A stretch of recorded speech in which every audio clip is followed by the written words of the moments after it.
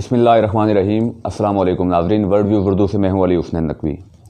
ناظرین، آزاد کشمیر میں آمدہ الیکشن کے حوالے سے اس وقت جو سیاسی ایک جو موسم ہے وہ اس کی گرمی جو ہے وہ دن بدن بڑھتی جا رہی ہے۔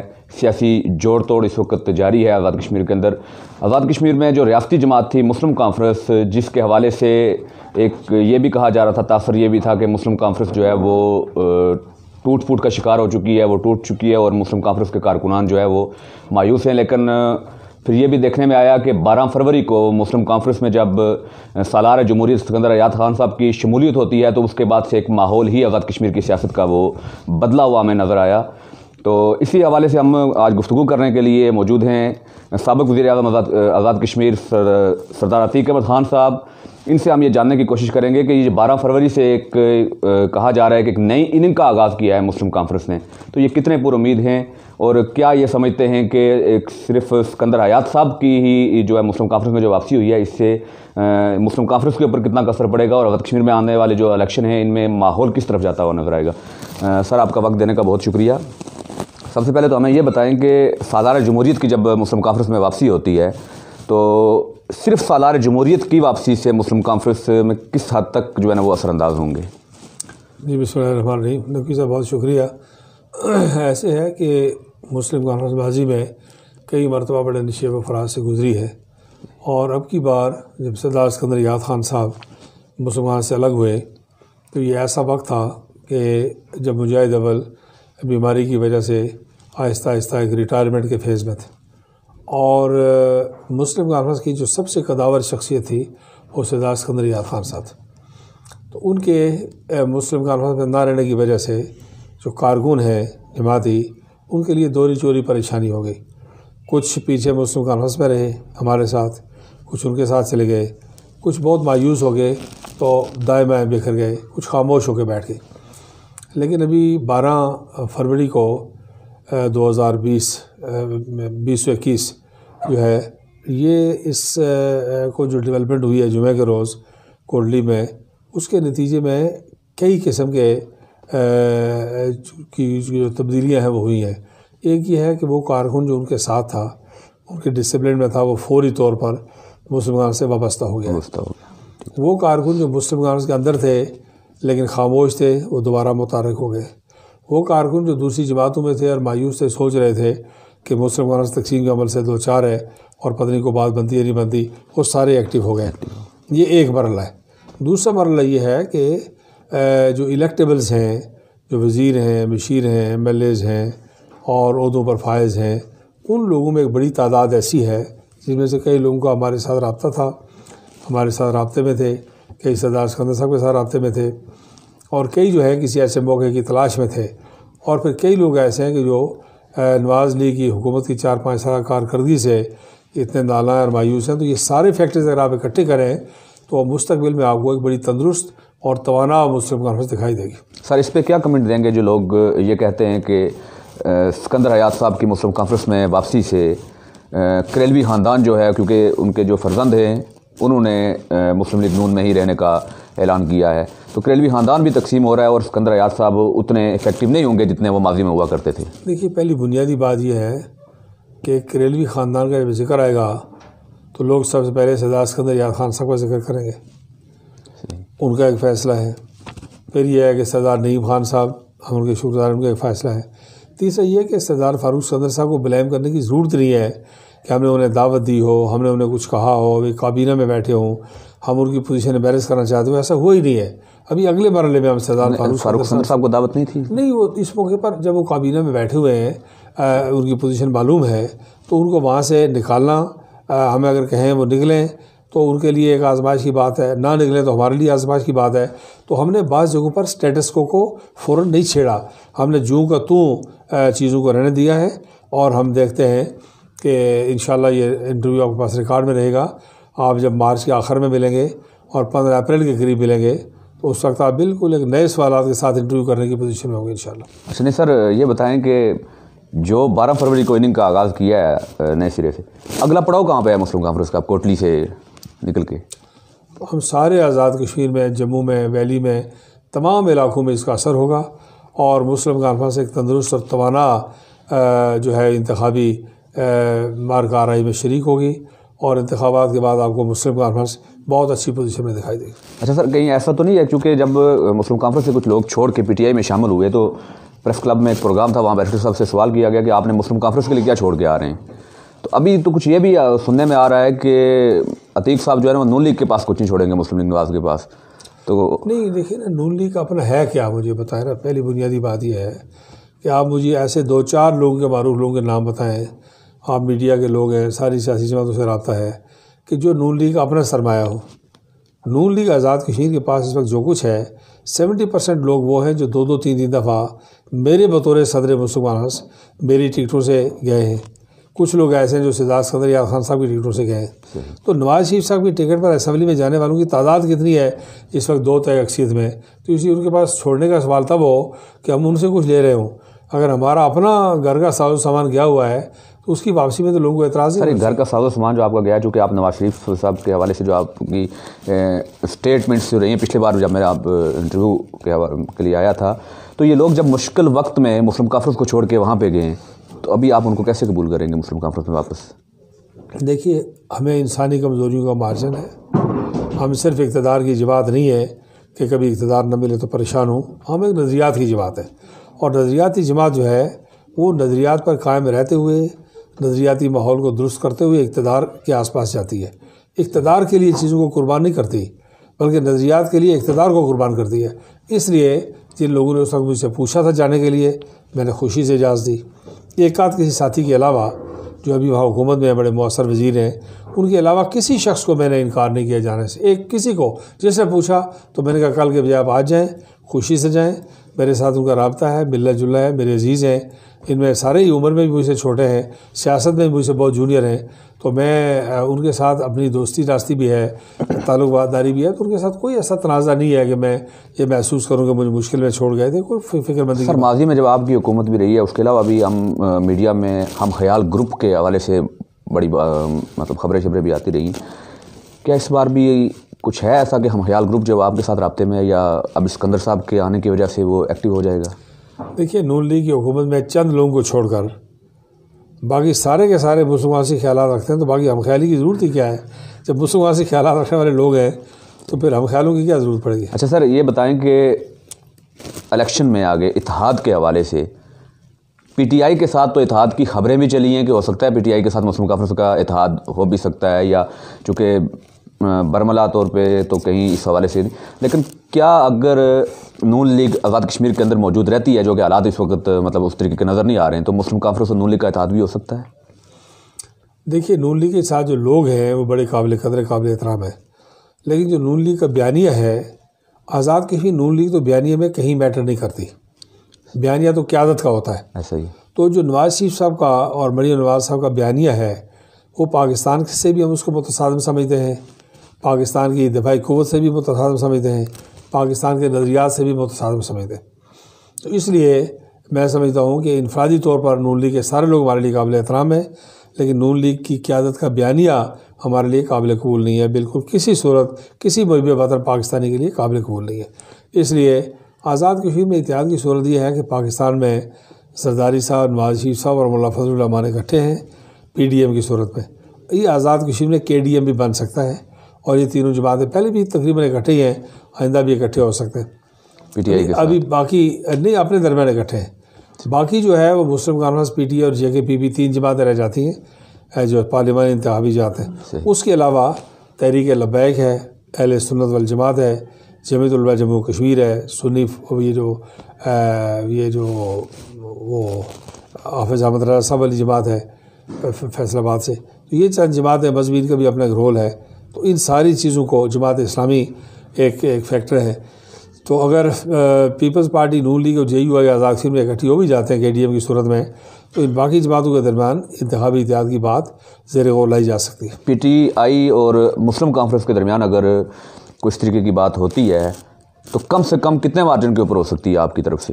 دیکھیے، ابھی تک تو میرے پاس پی ٹی آئی کی طرف سے کوئی باضابطہ اس خواہش کا اظہار میرے تک نہیں پہنچا، اور نہ ہی میں نے اپنی کسی خواہش کا اظہار پی ٹی آئی کو پہنچایا ہے۔ تو اس لیے یہ بات جو ہے ہم نے کہا کہ اتحاد کا اصول موجود رہے، اتحاد ہونا چاہیے، سیٹ ایڈجسٹمنٹ ہونی چاہیے، الیکشن سے پہلے ہونا چاہیے، نہیں ہو تو الیکشن کے بعد ہو جائے. ہم اتحاد کے اصول سے انکار نہیں کرتے، لیکن ابھی اسی جزیات پر بات کرنا مشکل ہے. نہیں، ان سیٹوں کے اوپر اتحاد تو نہیں ہوگا جو مسلم کانفرنس کو چھوڑ کے پی ٹی آئی میں گئے؟ نہیں، وہ تو اخلاقی طور پر بہرحال پی ٹی اے والے اگر اتحاد ہوتا ہے تو کہیں گے بھی نہیں کہ میرا ایک آدمی توڑ کے آپ رات کو لے جائیں اور صبح مجھے اس مورچے پر کمزور کر کے کہیں گے یہاں اتحاد کر لیں. تو وہ کس منہ سے کہیں گے اور میں کس منہ سے اس کا جواب دے سکتا ہوں؟ اور میں اپنے ساتھیوں کو جو اس وقت ان کو چھوڑ کے برادریوں قبیلوں کو چھوڑ کے آپ دیکھیں کہ مظفر آباد کا پٹیکہ کا حلقہ ہے، زبردست قسم کا وہاں پروگرام ہو گیا ہے. 4 نمبر حلقہ ہے اٹیا کا، 7 نمبر حلقہ ہے. دونوں میں وہ تصور موسی صاحب ہمارے کنوینر ہیں، انہوں نے دونوں حلقوں کی تنظیمیں مکمل کر دی ہیں، کل مکمل ہو گئی ہیں. ابھی 2-3 دنوں میں اس کا نوٹیفیکیشن جاری ہو جائے گا. جن لوگوں نے اتنی مشکل میں اتنا کوئک رسپانس دیا ہے اور تنظیمیں اور ہمارے ساتھ وہ لوگ شامل ہیں جو کالا استقبال کے لیے آئے ہوئے تھے، انہوں نے حال احوال دیکھا. انہوں نے دیکھا کہ مظفر آباد میں وہ جلسہ اس قابل بھی نہیں تھا کہ سیف اللہ نیازی صاحب خطاب کریں. انہوں نے جا کے وہاں انکار کر دیا اور وہ خواجہ فاروق صاحب کے گھر چلے گئے اور وہاں کھانا کھا کے واپس آئے. تو نیازی صاحب یہاں سے گئے تھے اس امید پر گئے تھے کہ شاید یہ جو استقبال ہے یہ 2-3 حلقوں کی نشستوں کا فیصلہ کر دے گا. ان کو جا کے پتہ لگا کہ وہ یہ جلسہ تو چوک چوراہے میں کھڑے ہو کے بھی 500 1000 1500 آدمی نہیں ہے تو وہ کیا کریں. تو اس سے بڑا جلسہ تو ہم نے کوٹلہ کے جلسے میں کیا تھا، حلقے میں کیا تھا. کم از کم 5 سے 7 ہزار آدمی تھا. یہ 6-7 امیدوار سٹیج پر موجود تھے. عمران خان صاحب کے دستے راز سیف اللہ نیازی صاحب وہاں موجود تھے، بیرش صاحب موجود تھے. تو 1000-1500 1800 2000 1700 1600 جو بھی آدمی تھا. تو نیازی صاحب نے وہاں میری اطلاع کے مطابق کیا، میڈیا پہ تقریر نہیں ہے ان کی، انہوں نے بات نہیں کی. انہوں نے کہا کہ اس جلسے سے میں کیا بات کروں جو میری اطلاع ہے. تو اگر 5-6 امیدوار مل گئے، وہ 500 آدمی بھی لاتے تو 3-1000 آدمی تو ہونا چاہیے تھا. تو وہی اس طرح کی صورتحال میں جو لوگ ہمارے ساتھ کھڑے ہیں ان کو کل میں کیا کہوں گا کہ ان لوگوں کو ووٹ دیں یا نہ دیں. وہ ہمارے عزیز ہیں، ہمارے ساتھی ہیں، قابل احترام ہیں، لیکن وہ اپنے لوگوں سے وعدہ کر کے گئے کہ وہ اقتدار میں جانے کے لیے گئے. تو وہ ان کو اقتدار کا راستہ ان کو پتہ ہوگا. ہمارے نزدیک تو اقتدار کا راستہ اللہ رسول کی مہربانی سے کہیں جاتا ہے اور اس کے تلاش میں انشاءاللہ. اچھا سر، کنکلوڈ کرتے ہیں. اور سیکنڈ لاسٹ کوسچن جو آپ سے ہے، آپ کی اسمبلی میں 5 فروری کو آپ نے تقریر کی، اس حوالے سے یہ بھی اس کو اسپیچ آف دی ڈے بھی اس کو کہا جاتا ہے، لیکن اس حوالے سے یہ خبریں بھی گردش کرنے لگی یا چہمگوئیاں ہونے لگی کہ سردار عتیق صاحب نے اسمبلی کے اندر جتنی سچی اور کھری باتیں کی ہیں، یہ بھی تاثر دے رہی ہیں کہ پہلے ان کی قربت تھی وفاق میں جو حکومت ہے اس کے ساتھ، ابھی وہ قربت کم ہو رہی ہے، اس لیے وہ شاید جو ہے نا وہ اتنی اسٹریٹ فارورڈلی وہاں پہ آپ کی طرف سے باتیں کی جائیں. اگر آپ غور کریں تو ہم روز کچھ باتیں نہیں کرتے اور ہر بات ہر جگہ کرنے کی نہیں ہوتی. سقراط نے کہا ہے کہ سچ مناسب وقت پر، مناسب مقدار میں، مناسب طریقے سے، مناسب انداز میں بیان کیا جائے. سچی بات بھی آپ کو ہر جگہ جو سچ ضروری ہوتا ہے وہ بولیں، جھوٹ نہ بولیں، سچ ہی بولیں، اتنا بولیں جتنا سننے والا ہضم کر سکے. دوسری بات یہ ہے کہ جب ایک سچویشن موجود ہوتی ہے، گلگت بلتستان کے مسئلے پر آپ نے ہمیں دیکھا کہ ہم نے بات کی اور صرف تنہا بات کی، کوئی ریاست کا آر پار کا آدمی شامل نہیں ہوا اور ہم نے جو بات کرنی تھی وہ بات کی. اسمبلی میں جو بات کرنی پڑی مجھے، وہ بڑے دکھے دل سے اس لیے کرنا پڑی کہ پاکستان کی حکومتی اور اپوزیشن کی ساری قیادت وہاں موجود تھی اور کشمیر کا کوئی ذکر نہیں تھا. ساری قیادت موجود تھی اور حریت کانفرنس کا ذکر نہیں تھا. ساری قیادت موجود تھی اور مسئلہ کشمیر کا ذکر نہیں تھا. بھائی آپ نے یہ ادھر کے جھگڑے جا کے وہاں بیٹھائے ہیں تو لوگوں کو کیا، سری نگر کے جموں کے کشمیری کو کیا میسیج دے رہے ہیں کہ کیا آزاد کشمیر پاکستان کی سیاسی اور انتخابی جماعتوں کا کوئی میدان جنگ ہے، کوئی تختہ مشق ہے، کوئی بیٹل فیلڈ ہے. تو اس وقت میں نے دکھے دل سے، لیکن فیکٹس باتیں کی، میں نے کسی کے خلاف نہیں کی، اخلاق سے گری ہوئی بات نہیں کی، تاریخی حقائق کو مسخ کرنے کی کوشش نہیں کی، فیکٹس پہ بات کی. لیکن میں شکر گزار ہوں صدر پاکستان ڈاکٹر علوی صاحب کا کہ مجھے کوئی تجربہ نہیں تھا ان کے ساتھ قریب سے گفتگو سننے دیکھنے کا. انہوں نے بہت عمدہ، بہت خوبصورت اور کشمیریوں کے بالکل دل و جان کی نمائندگی کی انہوں نے، اور بہت متاثر کن ان کا علوی صاحب کا خطاب تھا. میں اس پر ان کو مبارکباد بھی وہاں بھی جہاں موقع ملا میں نے دی اور اب بھی دیتا ہوں، اور بالکل ان کا شکریہ ادا کروں گا کہ انہوں نے کوئی نوٹس کنسلٹ کیے بغیر، کوئی بات چھیڑ چھاڑ کیے بغیر، کوئی تقریر لکھی دیکھے بغیر خوبصورت طریقے سے، ایک اچھے عمدہ طریقے سے بات کی اور بڑی متاثر کن بات کی. تو اس لیے جو باتیں ضروری ہوتی ہیں جب کرنی پڑتی ہے وہ آدمی کرتا ہے، ہر وقت تو بعض باتیں نہیں کرتا. اچھا سر، ہمیشہ کی طرح اس بار بھی لاسٹ کوسچن میرا جو ہے وہ ریفیوجیز 1989 والوں کے حوالے سے ہوگا کہ اب کی بار تو ریفیوجیز کو جو ہے وہ آزاد کشمیر سے ہی کوئی نکالے جانے کے حوالے سے باتیں کی جا رہی ہیں، ان کو سندھ میں آباد کرنے کے حوالے سے باتیں کی جا رہی ہیں. میری گزشتہ دنوں میں پریس کلب میں ایک پروگرام تھا وزیر اعظم آزاد کشمیر سے بھی میں نے یہی کوشچن کیا تھا، تو ان کا جواب یہ تھا کہ ابھی اس حوالے سے فیصلہ نہیں ہوا ہے کہ ان کو آزاد کشمیر میں ان کی مستقل آباد کاری کی جائے یا پاکستان میں آباد کیا جائے. لیکن اس کے بعد پھر ہم نے یہ دیکھا کہ کچھ دستاویزات بھی ایسی آئی جن میں سندھ کے کسی شہر سجاول میں کوئی ان کی جگہ کے حوالے سے کی جا رہی ہے بات چیت. تو اس کے اوپر آپ کا کیا کمنٹ ہو، کیونکہ مہاجرین کے حوالے سے آپ کی حکومت کے دوران کافی کام کاج بھی ہوا ہے؟ دیکھیے بات یہ ہے کہ موجودہ حکومت نے کوئی مشکلات ہو سکتی ہیں، کوئی مجبوریاں ہو سکتی ہیں، علاقائی ہو سکتی ہیں، بین الاقوامی ہو سکتی ہیں، لیکن موجودہ حکومت سے ہم بہت کوشش کرتے رہے کہ اس معاملے میں واضح پالیسی. مہاجرین کے کوٹے کا معاملہ تھا، ہم نے سیٹل کیا تھا، انہوں نے آگے ڈسٹرب کیا.